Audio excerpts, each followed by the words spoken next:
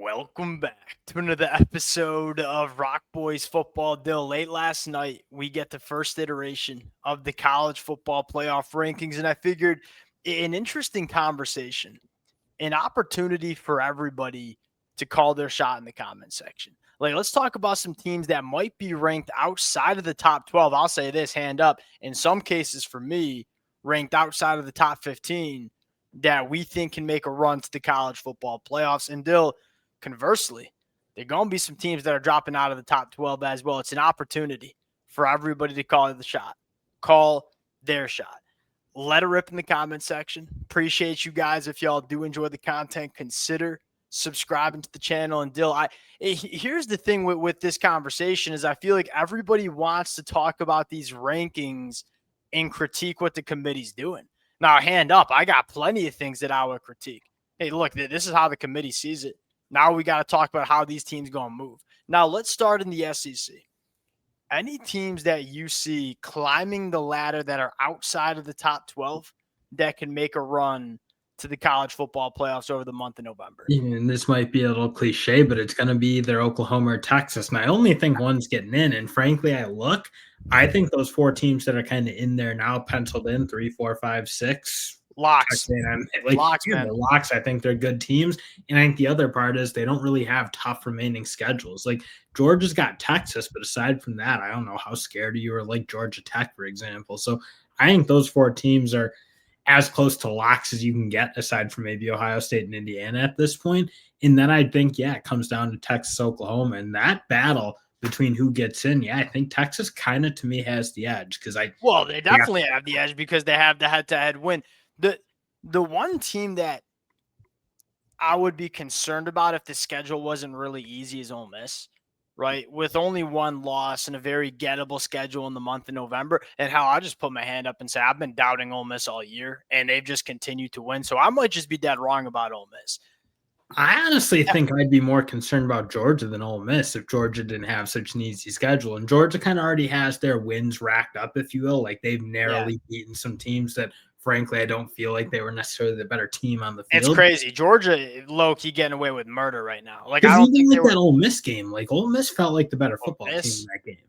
Auburn. Tennessee. You could make the argument Tennessee. You could make the argument about what we just saw last Saturday against Florida. I mean, it is insane the amount of games that Georgia is winning when they're probably not the better team on the football field. And Dill, that's why you pay Kirby Smart the big bucks. Texas, Oklahoma. What team, if one of these teams gets into the playoffs with a 9-3 record, you get to feel it's going to be Texas, right? Because Texas has a tough road ahead of them, right? They go on the road and play Georgia. They play Texas A&M at the end of the year. If they can win one of those games, finish with a 9-3 record in collecting a big time win, whether that's against Georgia or Texas A&M, do you see Texas kind of sneaking in there with a 9-3 record? Honestly, I think so. Yeah, probably, because especially the way Texas A&M's panned out, that's probably the big one. Like Texas A&M being what they are now, essentially, if they go 9-3, and I don't think that's like a shoe-in. Honestly, I think Oklahoma has like realistically the better path at this point because I don't think. I don't know. Those two games for Texas are going to be brutal, and I look at like the. Well, here's the question that I think you're ignoring is like, what version of Texas are we going to get in those games, right? I mean, that was the most impressive performance we've seen from Texas all year. I think this past weekend against Vanderbilt, a couple of things stood out. Like, number one, Arch Manning, that was the most comfortable we've seen Arch Manning. The ball was getting out quickly. The ball was out on time. The other thing, Dill, your best players on your roster were the best players on the field. And we haven't seen it enough from that defense, especially. And honestly, like you could say the same about Ryan Wingo. Now he's woken up and started to be a bit of a force. I mean, he was a no-show, and again, a lot of that was probably on Arch Manning. But yeah, Texas like revved up and ready to go is big time. But I don't know. I don't think Oklahoma, like they got Alabama. Alabama, frankly, is a decent matchup for Oklahoma. Oh yeah, I think Oklahoma Alabama can't just beat them up front on the line of scrimmage on the offensive side for Oklahoma. And then I think like you've seen Ty Simpson struggle at few moments, but when teams can really put pressure on him, he's not been as good as he. The two games that he's played that he's struggled. Like, one was on the road at Florida State, but the other one was against South Carolina. Yeah. South Carolina ain't a very good football team, but they can get after the ass, right? And I think Oklahoma can do that. So that's kind of my thinking why Oklahoma probably has the better shot. I think I I think their disagree with schedule's that though. better. I would probably disagree with that because I think I have more confidence with Texas winning one of two against Georgia or Texas A&M and getting in with a 9-3 record than I have the Oklahoma. Now that I think about it, I don't know because if Oklahoma goes on the road and beats Alabama, Good it's resume. LSU, Missouri the rest of the way. But I think it's going to be one or the other. And obviously Texas has the edge as we sit right now because number one, they're ahead of them in the rankings. Number two, they have the head-to-head. I'll throw out one more SEC team that I'm just curious about, Missouri. Now, here's the thing with Missouri is that I think they're in control of their own destiny, right? Like they don't need help. If they win out, they'll be a college football playoff team, at least in my opinion. We're gonna find out. They got a warpath though, because Yeah. they got two teams that I think are going to be like Oklahoma with the freshman quarterback. I think can Well, be. here's the question I want to ask here is Matt Zollers an upgrade from Bo Prabula? Because if he is, and there are some Missouri fans who believe that, I'm not saying I do, but there are some Missouri fans who do. If he is, I think Missouri can bang. I think Missouri has a chance. At the very least, they're in control of their own destiny. Back there at 22, there's not a lot of other teams that can say that. Like I look at Miami at 18. I don't think they control their own destiny with 2 losses. I think Missouri might. Big Ten. All right. Ohio State, Indiana, they feel like locks. I want to bring up Oregon first, man. We talked about it a little bit last night. We probably should dive into it a little bit more. They might have to be perfect, and they do not have an easy road. Like it starts this weekend on the road playing Iowa, and then you obviously have that USC game at home. Then you have to go on the road and play Washington at the end of the year. Yes or no, is Oregon getting into the playoffs this year? I think so because I do think they'll be fine against those teams they're playing, and I know it's a tough schedule, but I don't see that like real bugaboo. Like they should be a pretty comfortable favorite, and I mean, yeah, maybe I'm just crazy because that Iowa line being 6.5 points feels like that should be almost more like 10 to me if we're being honest, but it's not. So that probably says something. I think Oregon though, your big issue, it's like what you said, they run a real risk of getting hosed as a 2-loss team and not making it. Penn State just really kind of failed them at the end of the day. Yeah, I disagree with the idea that we're just gonna like throw that Penn State win out, but that seemingly is what the committee's kind of doing with Oregon. It is what they did, right? I mean, if we're being honest about it, like they're basically saying that Penn State win doesn't mean anything. The other two Big Ten teams to watch, Michigan and USC, is probably the two in my opinion, right? USC has the nod over Michigan because they have the head-to-head win. But I think both of these teams, if they win out, put themselves in a really good chance to make it in. I would Yeah, but then you got to lean. get into like the teams. Are they good enough teams that you have a ton of confidence in doing that? Like Michigan Agreed. playing a lot of tight games against some not great teams. USC certainly they have their flaws as well. So I just look like they're very flawed teams. I think again, like yes, they kind of controlled their own Yeah. destiny, but I don't have a ton of faith in them making it happen. Which team do you have more faith in? Probably USC because at least you can count on offense being able to score some points. Yeah, I don't disagree with that take because that USC offense, it's not only can they score, but they can do it in so many different ways, right? Like the USC team in general, man.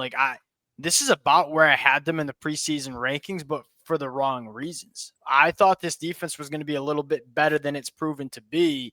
Thought the offense might take a little bit of a step back. Wrong. This USC offense is one of the best in the country, and their ability to run the football is helping them out, especially when you talk about winning games in November. Now, here's the reason you would go with Michigan here. I feel like Michigan has USC's got a couple of tricky games that are left on their schedule, right? Michigan's, in my opinion, only has one, One game. and that is, one game schedule. The And again, problem is like Michigan plays in a certain level that they've played down to enough teams where I'm not going to comfortably say like Maryland can't go be a problem I because Maryland totally agree. hypothetically can score a little bit. Like I kind of like certain aspects of that team.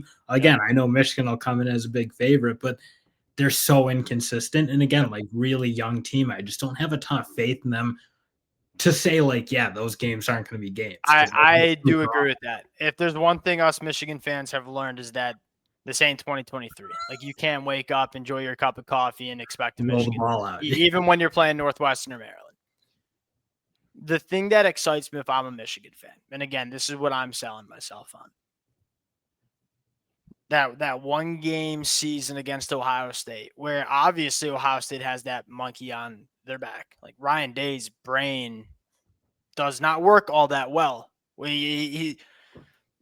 Ryan Day has the monkey on his back. You can tell he is tight when he goes and plays that Michigan game. And then at the flip side, too, it's in Ann Arbor with a quarterback in Julian Sayin, who I think's been awesome. There are not a lot of quarterbacks that I get really interested about how they play in weather.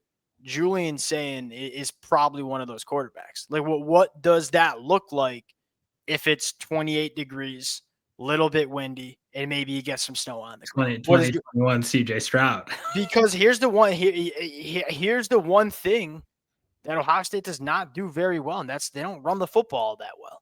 And so if there are not great conditions like that very well could give Michigan a shot to at least hang around in that game. All right. Any other? I mean, those are kind of Washington, Iowa. I don't see it.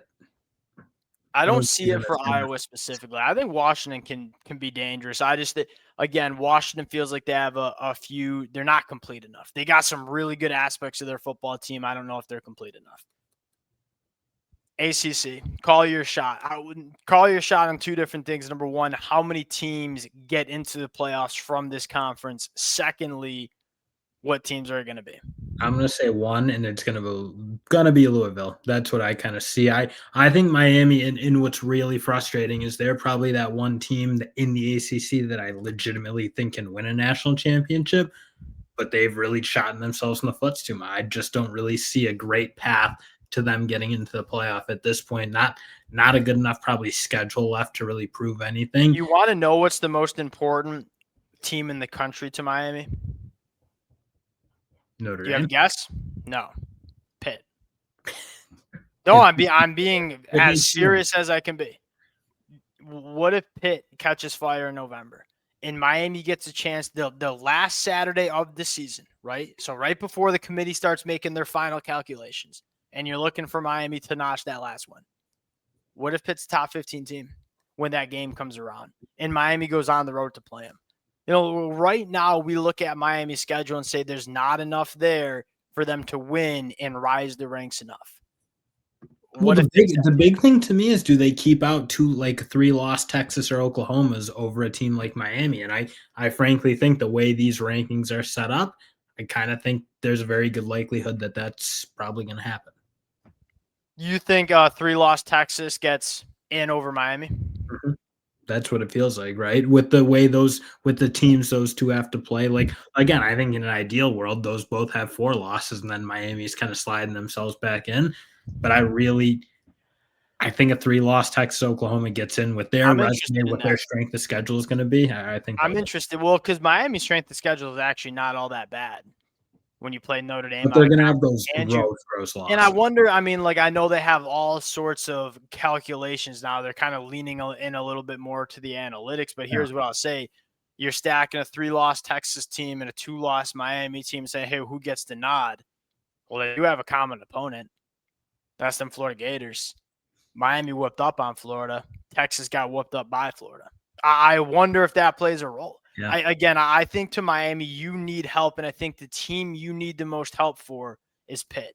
You need that opportunity to go notch one more big-time win. Can Pitt be that team for Miami? I am with you, though. If I'm a betting man, it's Louisville, right? Do you think Louisville can win a national championship? No. No, I love Jeff Brom, no. I think there's going to be a lot of teams, Dill. I promise. They are a really good in-game program, though. You talk about teams like Miami who built the roster really well and then are terrible in-game. There are going to be a lot of Power 4 programs that are trying to hire a new head coach that are going to be mad if Louisville makes a run in the playoffs, because I promise you Jeff Brom is getting targeted. Now, whether he leaves or not is another story. I promise you there are some teams that are looking at Jeff Brom very, very seriously. Virginia is just talk about a team even more to a greater extent than Georgia, like Virginia, getting away with murder every single weekend. And they have, I mean, they play Wake Forest at home, at Duke, which is low Duke. key kind of tricky. There are people that believe Duke could be that team, and I don't necessarily hate it. I am taking Duke in that game against Virginia in 2 weeks, and then Virginia Tech. I think it's one team in the. If they do get two teams in, I think it'd be because Miami makes a move. I All right, agree. Big 12. One.